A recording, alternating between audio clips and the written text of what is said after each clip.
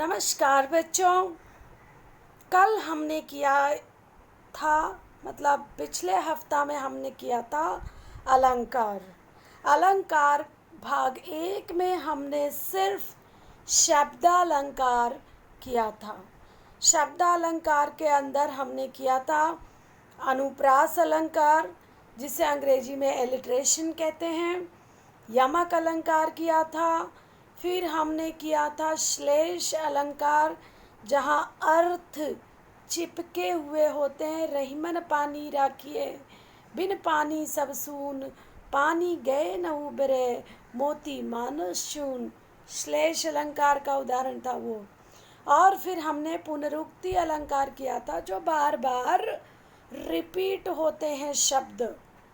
आज मैं अर्थालंकार अलंकार भाग 2 जो अर्थालंकार लेकर के आपके सामने आई हूँ। आपके स्क्रीन पर ही आप देख रहे होंगे। सबसे पहले मैंने लिया है उपमा अलंकार, फिर मैंने लिया है रूपक अलंकार, मानवीकरण, अतिशयोक्ति अलंकार मैंने लिया है। अब बच्चों एक एक करके इन अलंकारों की परिभाषा क्या है, पहचान क्या है, और इनके अनेक उदाहरण हम लोग आज देखेंगे।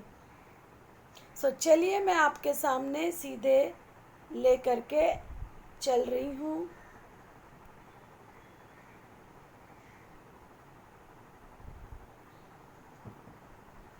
देखिए आपके सामने स्क्रीन पर है उपमा अलंकार। किसे कहते हैं? उपमा अलंकार यानी सिमिली। सिमिली जब किन्हीं दो वस्तुओं के गुण, आकृति, स्वभाव आदि में समानता दिखाई जाए या दो भिन्न वस्तुओं की तुलना की जाए, वहाँ उपमा अलंकार होता है। वाचक शब्द इसमें लगे होते हैं। वाचक शब्द यानी उपमेय और उपमान के बीच सा, सम, सरिस और सदृश, ये सब सा से सी, जिसको अंग्रेजी में कहेंगे लाइक, एज, जैसे वाचक शब्द इसमें लगे होते हैं।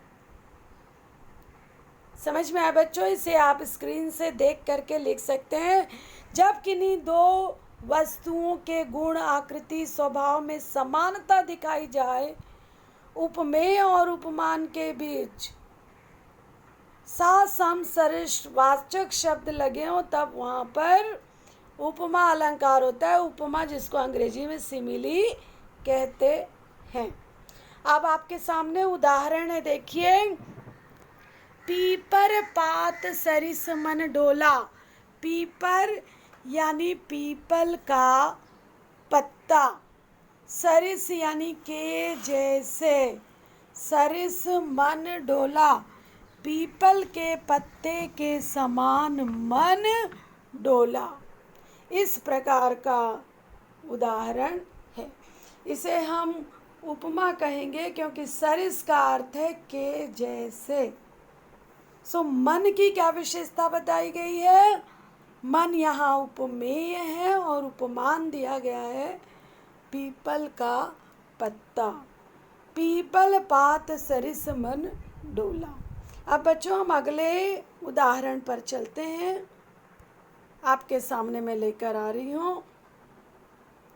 देखिए उपमा अलंकार के अन्य उदाहरण आपके सामने प्रस्तुत है। पहला उदाहरण देखिए। हाय फूल सी कोमल बच्ची हुई, राख की थी ढेरी। यहाँ पर बच्ची उपमेय है और उपमान दिया गया है फूल सी। और क्योंकि यहाँ पे सा से सी का उपयोग किया गया है, इसलिए ये सिमिली का उदाहरण है, उपमा अलंकार का एग्जाम्पल है।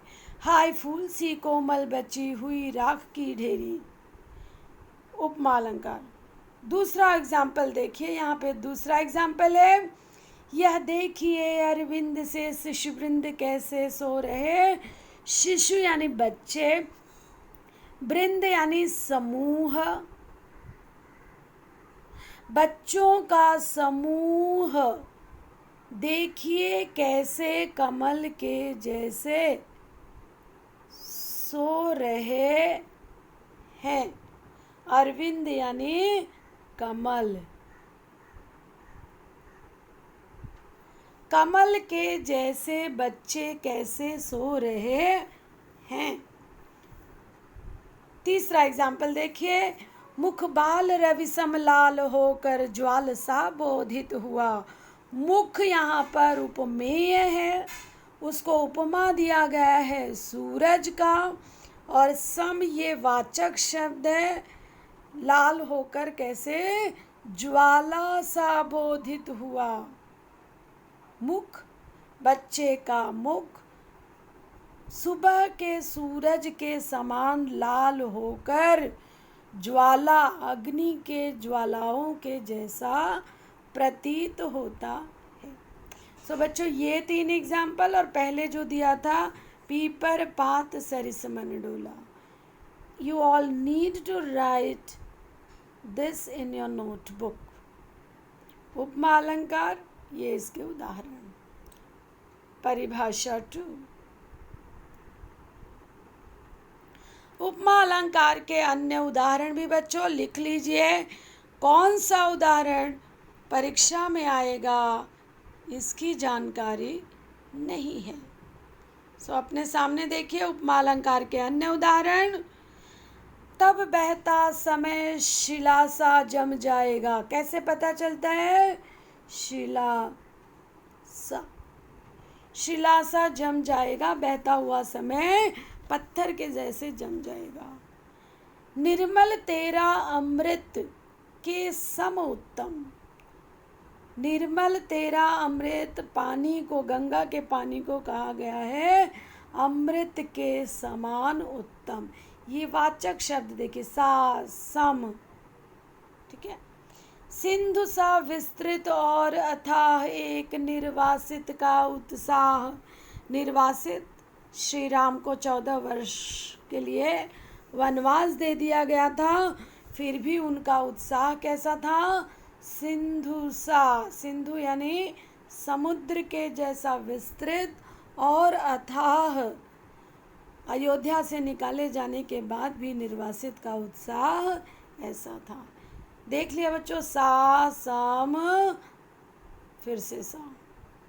नेक्स्ट चौथे एग्जाम्पल में देखती हूँ, असंख्य कीर्ति रश्मियाँ विकीर्ण दिव्य दाहसी के जैसी। यहाँ पे देखिए, के जैसी। असंख्य कीर्ति रश्मियाँ, सूरज की जो किरणें थी वो किसके जैसी थी? विकीर्ण दिव्य दाहसी, अग्नि के समान, अलौकिक अग्नि के समान दिखाई दे रही थी। वह दीप शिखा सी शांत भाव में लीन। वह दीप शिखा सी शांत भाव में लीन। यहाँ पर भी देखिए उपमा अलंकार का ये वाचक शब्द लगा हुआ है। नेक्स्ट एग्जाम्पल है, सहस बाहु सम रिपु मोरा। सहस बाहु, हजारों बाहों के समान, रिपु मोरा, दुश्मन मोरा। तो यहाँ पे समवाचक शब्द लगा हुआ है। सो ये बच्चों उपमा अलंकार का उदाहरण है कि उसमें सा, सम, सरिश, सदृश से, सा से सी लगा होता है। मतलब कहने वाले को ये पता है कि उपमेय उपमान में अंतर है, लेकिन फिर भी दोनों एक समान दिखाई देते हैं। ठीक है बच्चों, कुछ भी डाउट हो तो प्लीज़ कमेंट बॉक्स में मुझसे पूछ लिया कीजिए। नेक्स्ट चलती हूँ रूपक अलंकार। चलिए, रूपक अलंकार यानी मेटाफर। मेटाफर बच्चों आप लोगों ने अगर पढ़ा हो अंग्रेजी में तो मेटाफर ये होता है कि उपमेय और उपमान में जो अंतर होता है वो अंतर मिट जाता है, अंतर दिखाई ही नहीं पड़ता, वहाँ रूपक अलंकार होता है। सो रूपक की परिभाषा देखिए, जब गुण की अत्यंत समानता के कारण, they are so similar to each other, कि उपमान को ही उपमेय दिखा दिया जाए, तब इस अभिन्नता की वजह से, अभिन्नता की वजह से वहाँ पे रूपक अलंकार होता है। बच्चों इसका एक आध उदाहरण देख लेते हैं। ये आप लिख लीजिए, वीडियो रुका करके आप इसमें जो दिया गया है उसे आप लिख लीजिए। मैं अगले उदाहरण पर चलती हूँ। रूपक के उदाहरण देखिए, वन शारदि चंद्रिका चादर ओढ़े। सो वन शारदी, शरद ऋतु का जो वन है उसने चंद्रिका रूपी चादर को ओढ़ रखा है।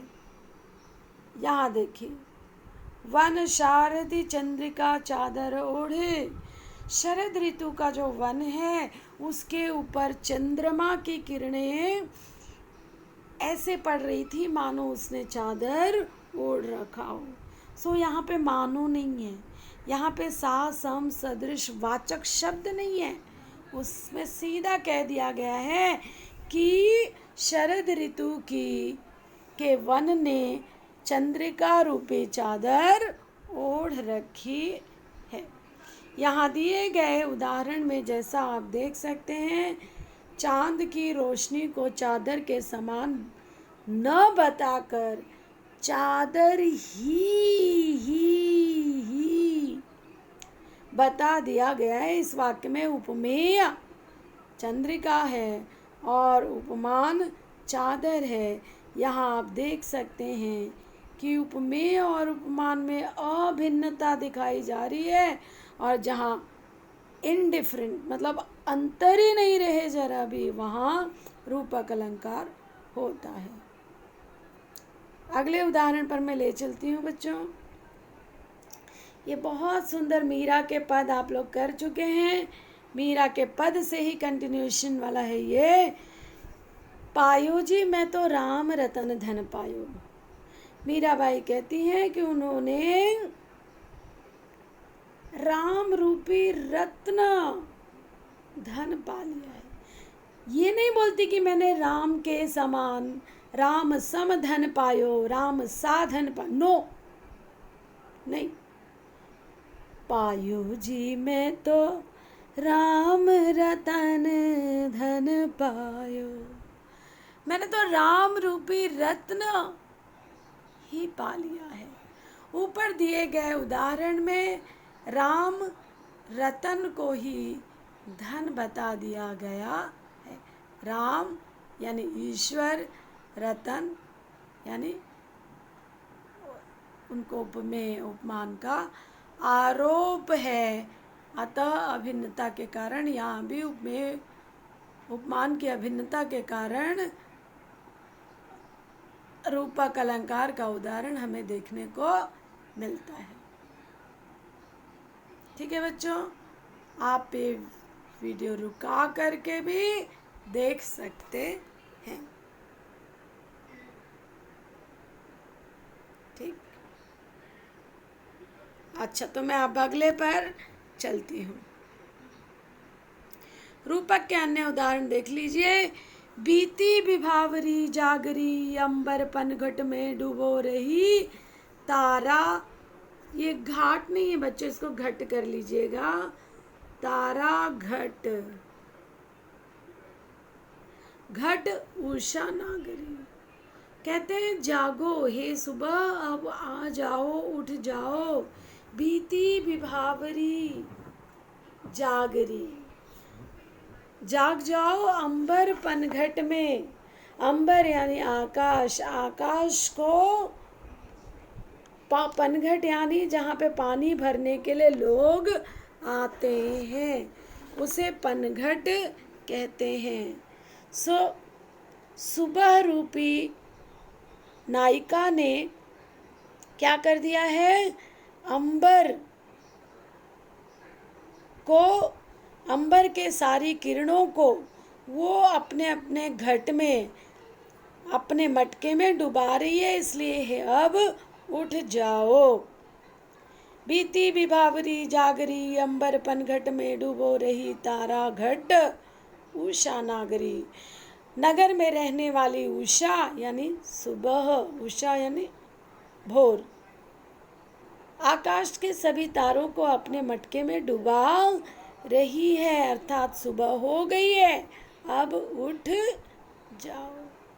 यहाँ पर बच्चों देखिए, अंबर को पनघट कहा गया है। अंबर को,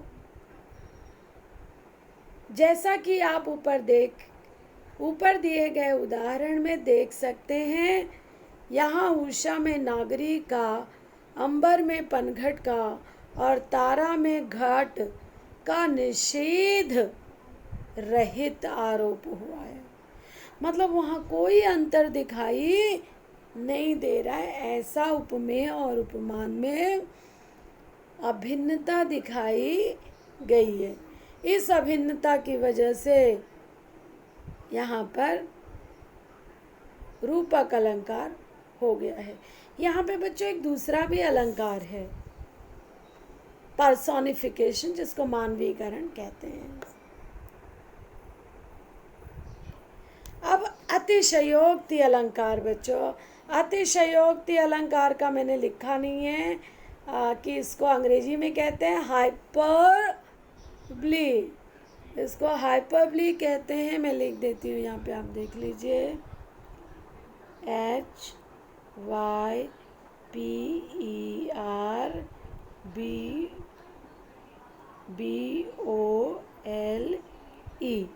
हाइपरबली।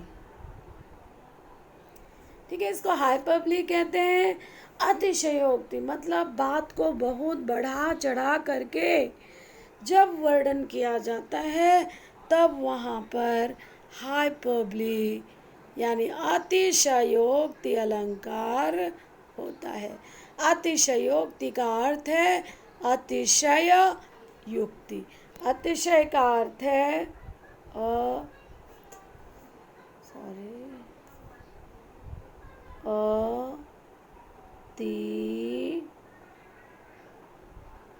अतिशय प्लस उक्ति, ये आधा क है, हाँ बच्चों, उक्ति, अतिशय उक्ति। अतिशय यानी अधिक, उक्ति यानी बात बढ़ा करके जब बोला जाए, तब वहाँ पर हाइपरबली अतिशयोक्ति अलंकार होता है। नामुमकिन तथ्य बोले जाते हैं इसमें। चलो उदाहरण देख लेते हैं इसका। हनुमान की पूछ में लगन न पाई आग, लंका सीगरी जल गई और गए निशाचर भाग। कभी क्या कहते हैं कि हनुमान की पूछ में आग ही न लग पाई कि तब तक पूरी लंका जल गई और सारे निशाचर भाग गए। यह बात बिल्कुल असंभव है एवं लोक सीमा से बढ़ाकर वर्णन किया गया है, अतः यह अतिशयोक्ति अलंकार के अंतर्गत आएगा। ठीक है बच्चों, इसे देख करके लिख लीजिए अपनी नोटबुक में। नेक्स्ट एग्जाम्पल देखिए। आगे नदियां पड़ी अपार, घोड़ा कैसे उतरे पार, राणा ने सोचा इस पार, तब तक चेतक था उस पार। महाराणा प्रताप हल्दी घाटी का युद्ध, सामने अकबर की सेना, उस सेना से बच करके चेतक पर सवार जब महाराणा प्रताप जा रहे हैं तो सामने एक बड़ी सी नदी है। ये नदी कैसे पार होगी?